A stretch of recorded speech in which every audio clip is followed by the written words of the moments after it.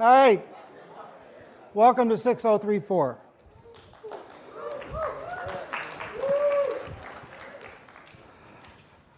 I don't know if I can deal with this microphone, but we'll see what happens. It's going to be a good year. We've got here a bunch of interesting people. It's always interesting to see what people named their children 2 decades ago.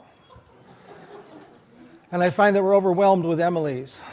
And there are not too many Peters, Pauls, and Marys, but enough to call forth a suitable song at some point.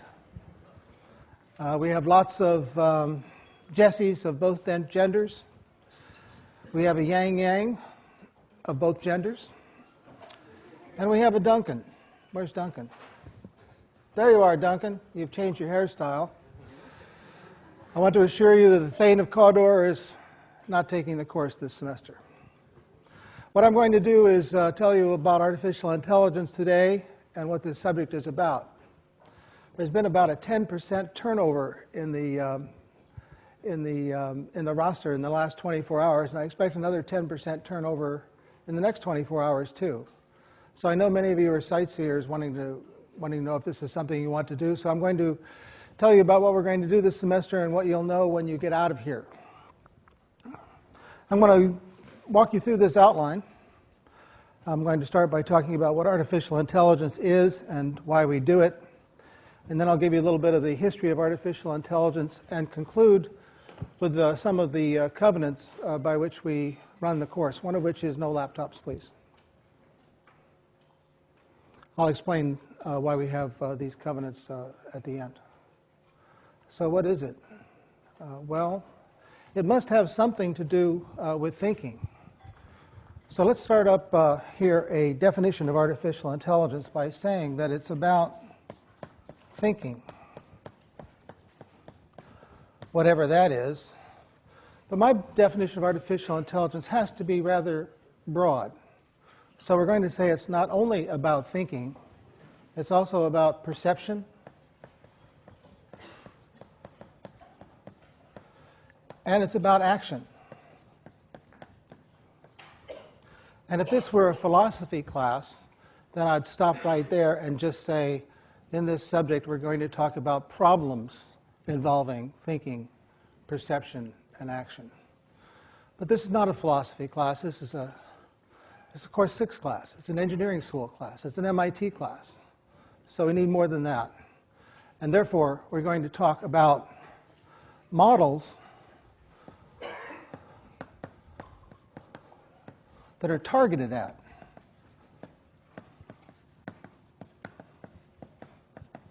thinking, perception, and action. And this should not be strange to you, because model making is what MIT is about. If you run into someone at a bar or a relative asks you what you do at MIT, the right knee-jerk reaction is to say, we learn how to build models. That's what we do at MIT. We build models using differential equations. We build models using probabilities. We build models using physical and computational simulations. But whatever we do, we build models. Even in humanities class, the MIT approach is to make models that we can use to explain the past, predict the future, understand the subject, and control the world. That's what MIT is about. And that's what this subject is about, too. Only now, our models are models of thinking. So you might say, well, if I take this class, will I get smarter? And the answer is yes, you will get smarter because you'll have better models of your own thinking. Not just the subject matter of the subject, but better models of your own thinking. So models targeted at thinking, perception, and action. But you know that's not quite enough, because in order to have a model, you have to have representation. So let's say that artificial intelligence is about representations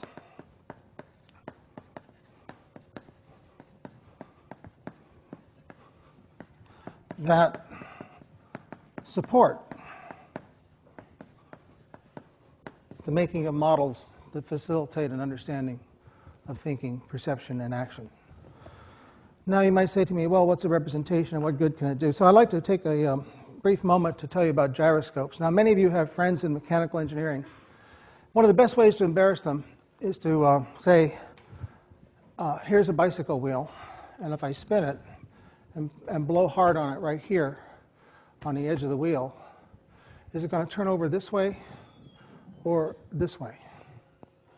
Now, I guarantee that what they will do is they will put their hand in an arthritic posture called the right-hand screw rule. Aptly named because people who use it tend to get the right answer about 50% of the time. But we're never going to make that mistake again because we're electrical engineers, not mechanical engineers, and we know about representation. And what we're going to do is we're going to think about it a little bit, and we're going to use some duct tape to help us think about just one piece of the wheel. So I want you to just think about that piece of the wheel as the wheel comes flying over the top and I blow on it like that. What's going to happen to that one piece? It's going to go off that way, right? And the next piece is going to go off that way too. So when it comes over, it has to go that way. Let me do some ground truth here just to be sure. Wow, it's a very powerful field. Try that? Come on, try it. Come on, try it. Come on. We need a demonstration. I don't want anybody to think that I'm cheating here. So let's just twist it one way or the other. So that's a powerful pull, isn't it? Alex is now never going to get the gyroscope wrong because he's got the right representation. So much of what you're going to accumulate in this subject is a suite of representations that will help you to build programs that are intelligent. But I want to give you a second example, one a little bit more computational, but one of which was very familiar to you by the time you went to first grade in most cases. It's the problem of the farmer, the fox, the goose, and the grain. There's a river, a leaky rowboat that can only carry the farmer and one of his 4 possessions. So what's the right representation for this problem? It might be a picture of the farmer. It might be a poem about the situation, perhaps a haiku. But we know that those are not the right representation. Somehow we get the sense that the right representation must involve something about the location of the participants in the scenario. So we might draw a picture that looks like this. There's the scenario. And here in glorious green, representing our algae-infested rivers, is the river.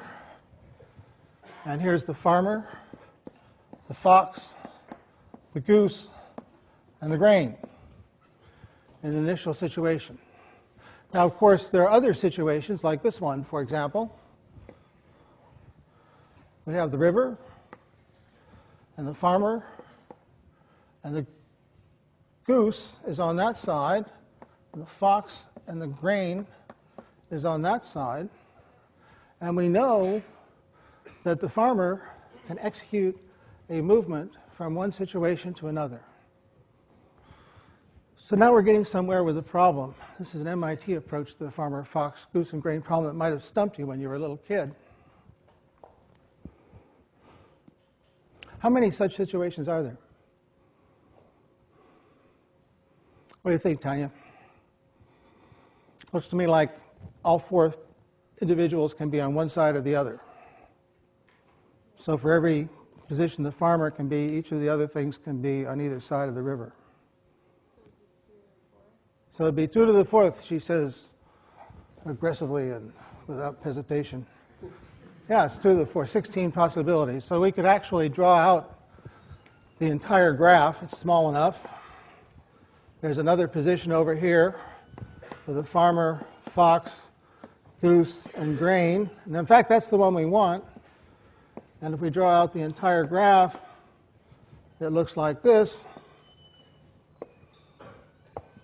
This is a graph of situations and the allowed connections between them. Why are there not 16? Well, because the other, how many have I got? 4? 10? The others are situations in which somebody gets eaten. So we don't want to go any of those places. So having got the representation right, something magical has happened. We got our constraints exposed.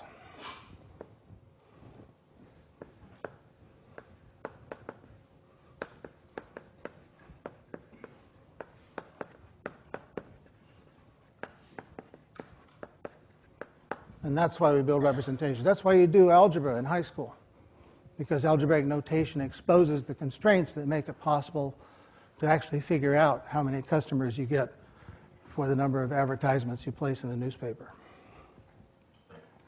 So artificial intelligence is about constraints exposed by representations that support models targeted at thinking. Oh, actually, there's one more thing, too. I'm not quite done. Because after all, in the end, we have to build programs. So it's about algorithms enabled by constraints exposed by representations that model targeted thinking, perception, and action. So these algorithms, or we might call them just as well procedures, or we might call them just as well methods, whatever you like. These are the stuff of what artificial intelligence is about: methods, algorithms, representations. I'd like to give you one more example. It's something we call in artificial intelligence generated test. And it's such a simple idea, you'll never hear it again in this subject. But it's an idea you need to add to your repertoire of problem-solving methods, techniques, and procedures and algorithms. So here's how it works. Oh, maybe I can explain it best by starting off with an example. Here's a tree leaf. I picked off a tree on the way over to class. God, I hope it's not the last of the species. What is it? What kind of tree? Well, I don't know. I never did learn my trees or my colors or my multiplication tables. So I have to go back to this book, the Audubon Society Field Guide to North American Trees. And how would I solve the problem? It was pretty simple. I just turn the pages one at a time until I find something that looks like this leaf. And then I discover it's a sycamore or something. MIT's full of them. So when I do that, I do something very intuitive and very natural, something you do all the time. But we're going to give it a name. We're going to call it generate and test.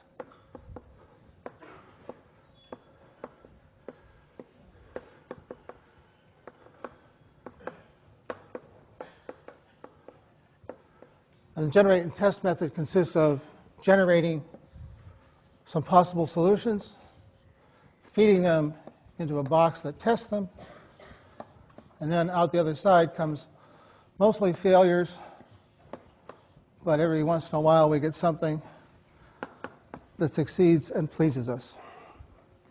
That's what I did with the leaf. But now you have a name for it. And once you have a name for something, you get power over it. You can start to talk about it. So I can say if you're doing a generate and test approach to a problem, you better build a generator with certain properties that make generators good. For example, they should not be redundant. They shouldn't give you the same solution twice. They should be informable. They should be able to absorb information such as, this is a deciduous tree, don't bother looking at the conifers. So once you have a name for something, you can start talking about it, and that vocabulary gives you power. So we call this the Rumpelstiltskin principle. Perhaps the first of our powerful ideas for the day. This subject is full of powerful ideas. There'll be some in every class. Rumpelstiltskin principle says that once you can name something, you get power over it. Do you know what that little thing is on the end of your shoelace? It's interesting. She's gesturing like mad. That's something we'll talk about later, too. Motor stuff and how it helps us think. What is it? No one knows? It's an ag something, right? It's an aglet. Very good. So once you have the name, you can start to talk about it. You can say, you know, the purpose of an aglet is pretty much like the whipping on the end of a rope. It keeps the thing from unwinding. Now you have a place to hang that knowledge. So we'll be talking about this frequently from now into the rest of the semester. The power of being able to name things. Symbolic labels give us power over concepts. While we're here, I should also say that this is a very simple idea, generate and test. And you might be tempted to say to someone, we learned about generate and test today, but it's a trivial idea.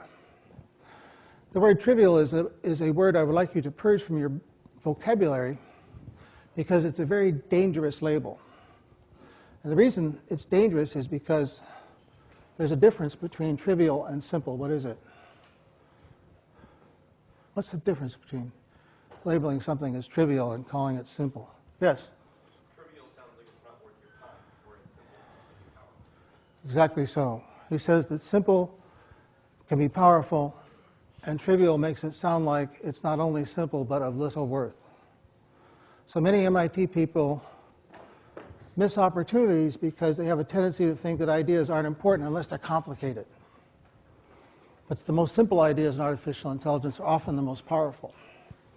Now, we could teach an artificial intelligence course to you that would be so full of mathematics it would make a course 18 professor gag.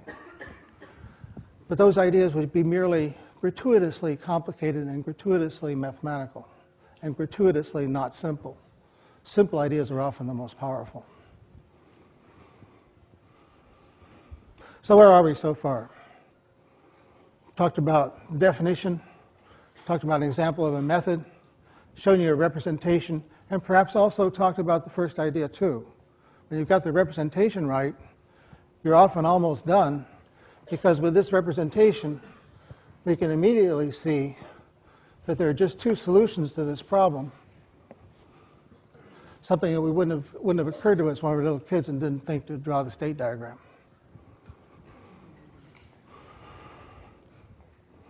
We know there's still one more thing. In the past and in other places, artificial intelligence is often taught as purely about reasoning. But we solve problems with our eyes as well as our symbolic apparatus. And you solve that problem with your eyes. So I'd like to reinforce that by giving you a little puzzle. Let's see who's here.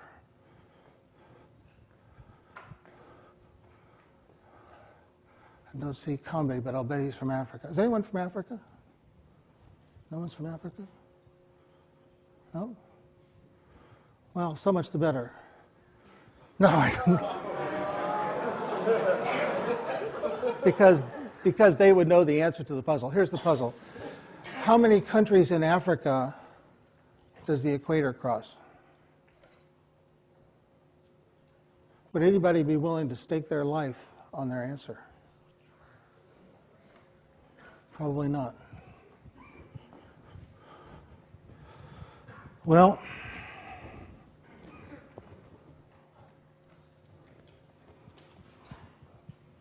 now let me repeat the question.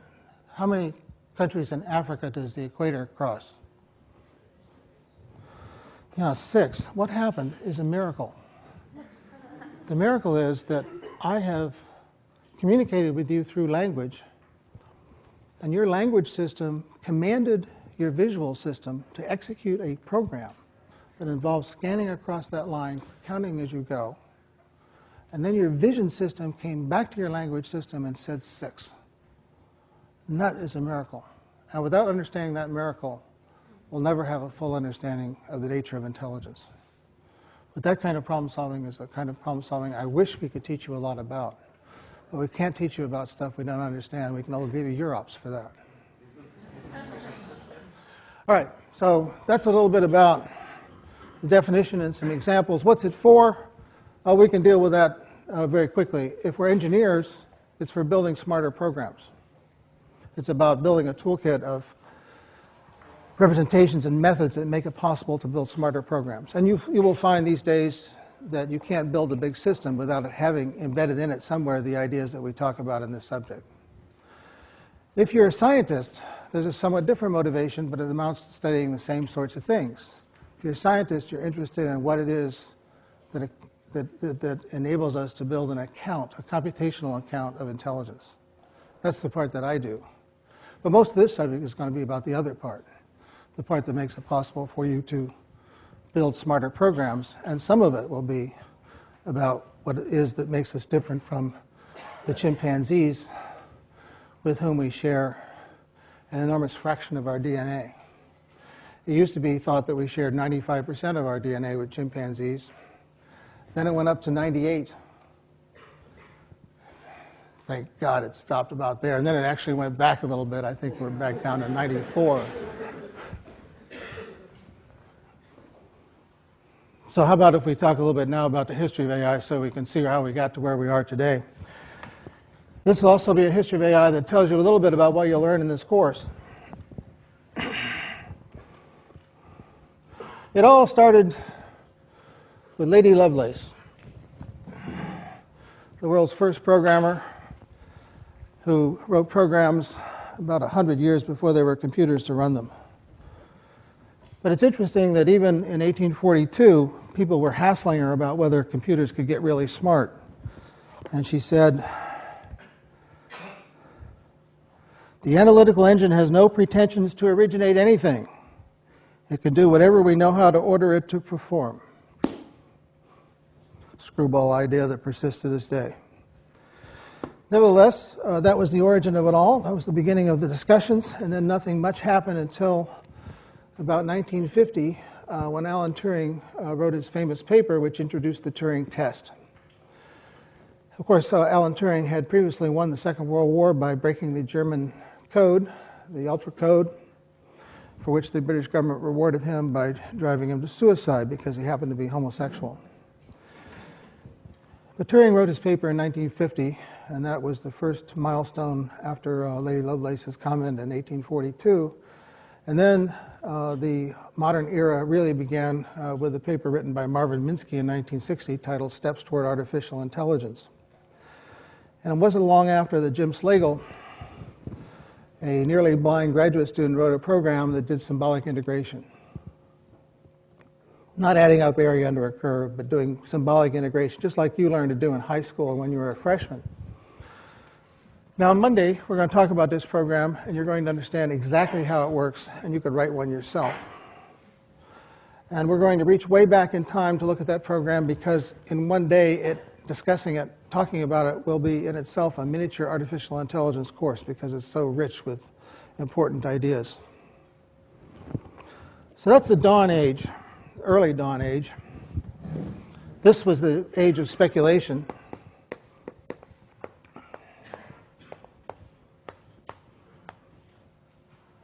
Speculation, and this was the dawn age in here.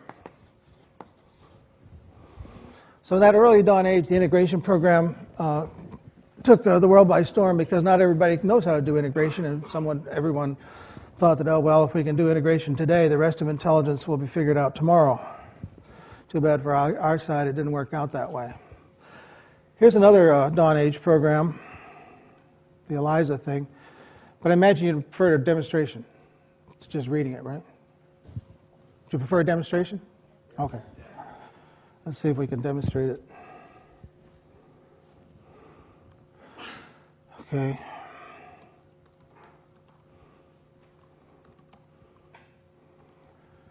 All right.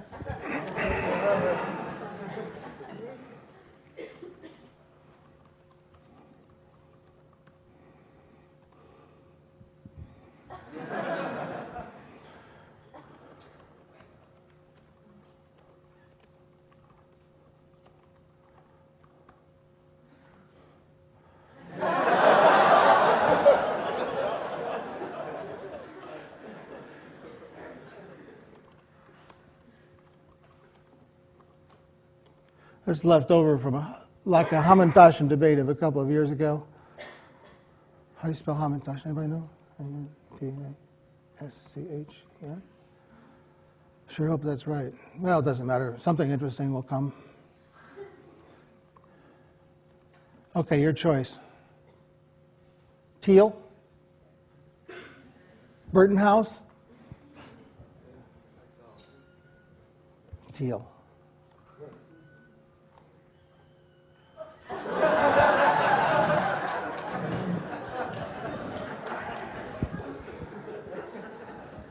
So that's dawn age AI, and no one ever took that stuff seriously, except that it was a fun Europe project level thing to work out some matching programs and so on. The integration program was serious. This one wasn't. This was serious. Programs that do geometric analogy problems of the kind you find on an intelligence test. Do you have the answer to this? A is to B is C is to what?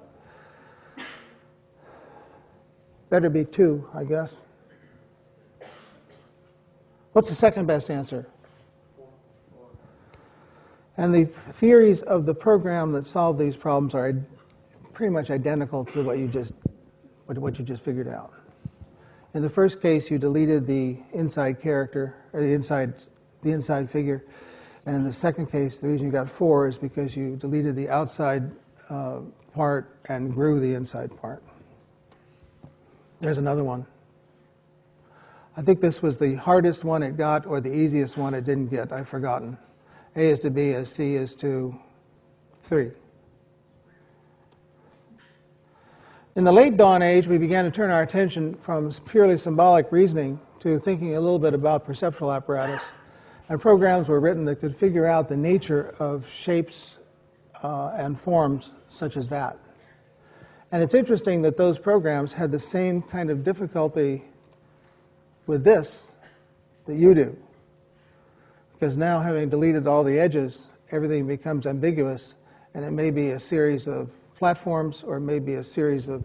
Can you see the saw blades sticking up if you go through the reversal? Programs were written that could learn from a small number of examples. Many people think of computer learning as involving beating some neural net to submission with thousands of trials. Programs were written in the early dawn age that learned that an arch is something that has to have the flat part on top and the two sides can't touch, and the top may or may not be a wedge. In the late dawn age, though, the most important thing perhaps was what you'll look at with me on Wednesday next. It's rule-based expert systems. And a program was written at Stanford that did diagnosis of bacterial infections of the blood. It turned out to do it better than most doctors, most general practitioners. It was never used, curiously enough, because nobody cares what your problem actually is. They just give you a broad spectrum antibiotic, they'll kill everything.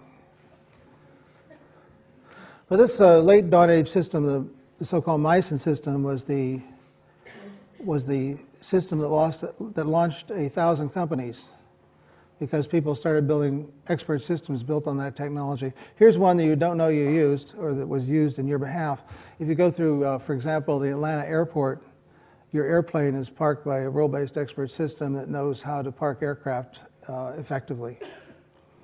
It saves Delta Airlines about $500,000 a day in jet fuel by being a little smarter about how to park them.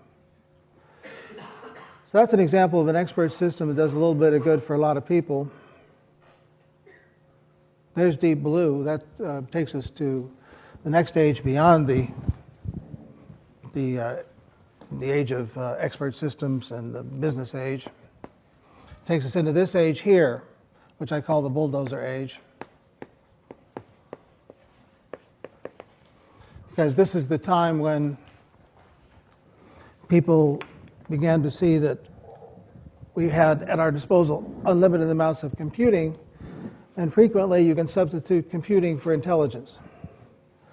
So no one would say that Deep Blue does anything like what a human chess master does, but nevertheless Deep Blue, by processing data like a bulldozer processes gravel, was able to beat the world champion. So what's the right way? That's the age we're in right now. We'll, of course, be introducing programs from those ages as we go through the subject. But there is a question of what age we're in right now, and it's always dangerous to name an age when you're in it, I guess. I like to call it the age of the right way. And this is an age when we begin to realize that that definition up there is actually a little incomplete, because much of our intelligence has to do not with thinking, perception, and acting separately, but with loops that tie all of those together. And we had one example with Africa. Here's another example drawn from a program that has been under development and continues to be in my laboratory.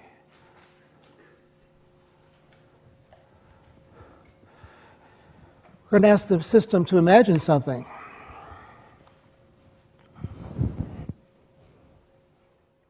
Okay, I will imagine that a ball falls into a bowl.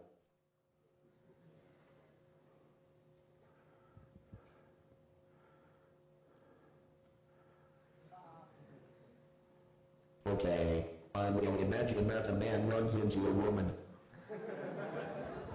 You see, it does the best it can if it doesn't have a good memory of what these situations actually involve.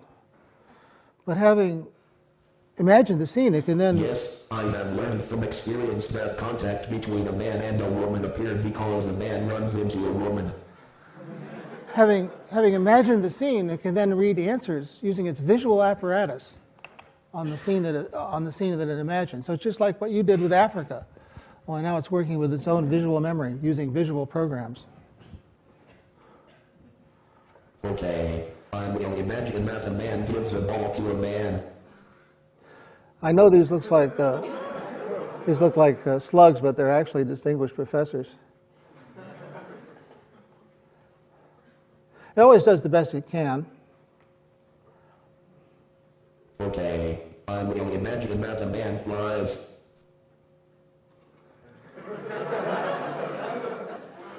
It's the best that it can do.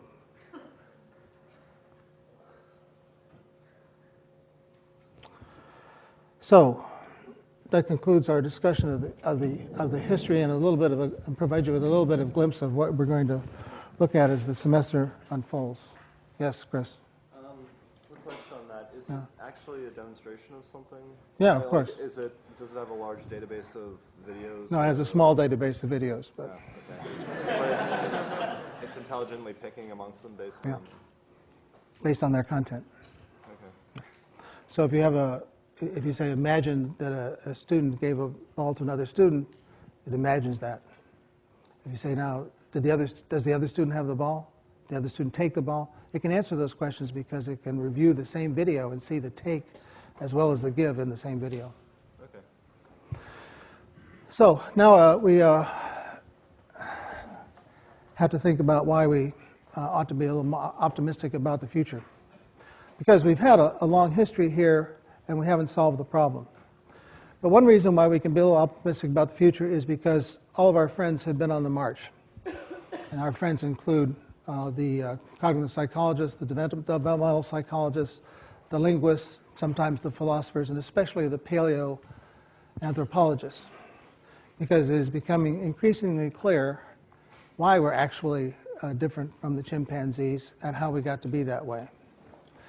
The high school idea is that we evolve through slow, gradual, and continuous improvement. But that doesn't seem to be the way it happened. There are some characteristics of our species that are informative when it comes to guiding the activities of people like me. And here's what the story seems to be from the fossil record. First of all, we humans have been around for maybe 200,000 years in our present anatomical form. If someone walked through the door right now from 200,000 years ago, I imagine they would be dirty, but other than that, probably naked too, other than that, you wouldn't be able to tell the difference, especially at MIT.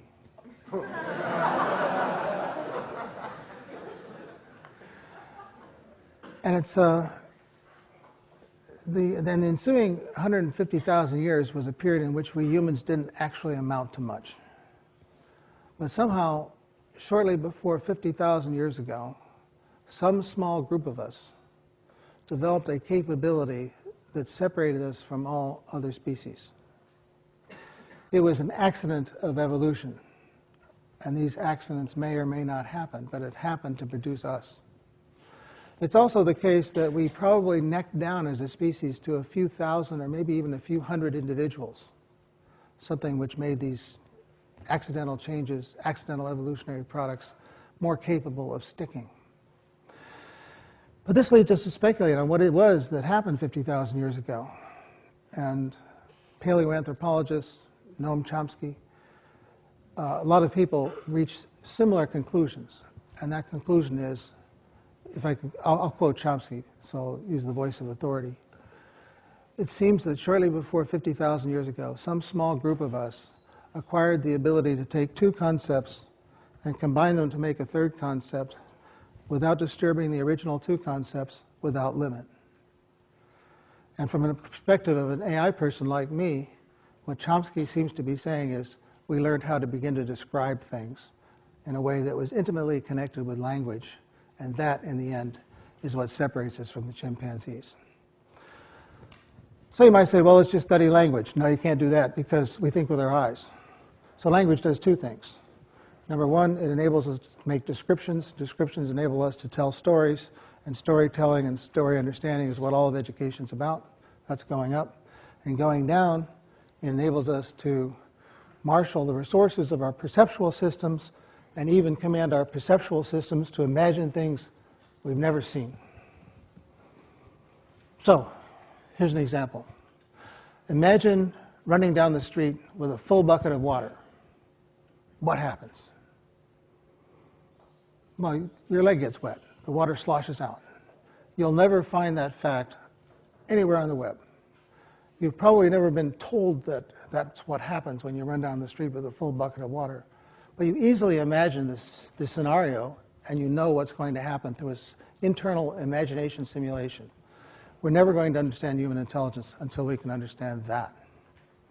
Here's another example. Imagine running down the street with a full bucket of nickels. What happens? You're going, nickels weigh a lot. You're going to be bent over. You're going to stagger. You know that. But nobody ever told you that. You won't find it anywhere on the web. So language is at the center of things because it enables storytelling going up and marshaling the resources of the perceptual apparatus going down. And that's where we're going to finish the subject this semester, with trying to understand more about that phenomenon. So that concludes everything I wanted to say about the material and the subject. Now I want to turn my attention a little bit to how we are going to operate the subject, because there are many characteristics of the subject that are confusing and, confusing. First of all, we have 4 kinds of activities in the course.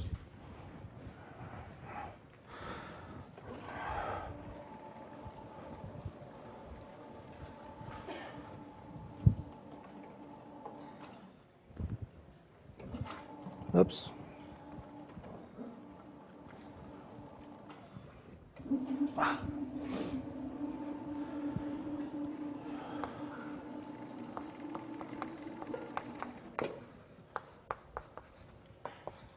And each of these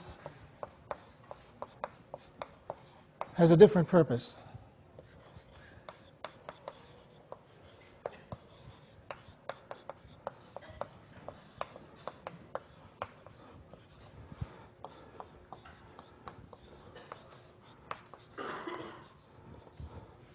So I do the lectures, and the lectures are supposed to be and are about introducing the material and the big picture. They're about powerful ideas. They're about the experience side of the course. And let me step aside and make a remark. MIT is about 2 things. It's about skill building, and it's about big ideas. So you can build a skill at home or at Dartmouth or at Harvard or Princeton or all those kinds of places. But the experience you can only get at MIT. I know everybody there is to know in artificial intelligence. I can tell you about how they think. I can tell you about how I think. And that's something you're not going to get any other place. So that's my role as I see it in giving these lectures. Recitations are for buttressing and expanding on the material and providing a venue that's small enough for discussion. Mega recitations are an unusual component of the course. They're taught at the same hour on Fridays. Mark Seifter, my graduate student, will be teaching those. And those are wrapped around past quiz problems, and Mark will show you how to work them. So it's a very important component to the subject. And finally, the tutorials are about helping you with the homework. So you might say to me, well, do I really need to go to class? And I'd like to say that the answer is only if you like to pass the subject. But you are MIT students, and MIT people always like to look at the data. So this is a scattergram we made after the subject was taught last fall, which shows the relationship between attendance at lectures and the grades awarded in the course. And if you're not sure what that all means, here's the regression line. So that information is a little suspect for two reasons. One of which is we asked people to self-report on how many lectures they thought they attended, and our mechanism for assigning these numerical grades is a little weird. And there's a third thing too, and that is one must never confuse correlation with cause. You can think of other explanations for why that trend line goes up, different from whether it has something to do with lecturers producing good grades. You might ask how I feel about the people up there in the upper left-hand corner. There are one or two people who are near the top of the subject who didn't go to class at all. And I have mixed feelings about that. You're adults, it's your call. On the other hand, I wish that if that's what you do habitually in all the subjects you take at MIT, that you would resign and go somewhere else and let somebody else take your slot, because you're not benefiting from the powerful ideas and the other kinds of things that involve interaction with the faculty. So it can be done, but I don't recommend it. By the way, all of the 4 activities that we have here show similar regression lines. But what about that 5-point scale? Let me explain how that works to you. We love to have people ask us what the class average is on a quiz, because that's when we get to use our blank stare, because we have no idea what the class average ever is on any quiz. Here's what we do.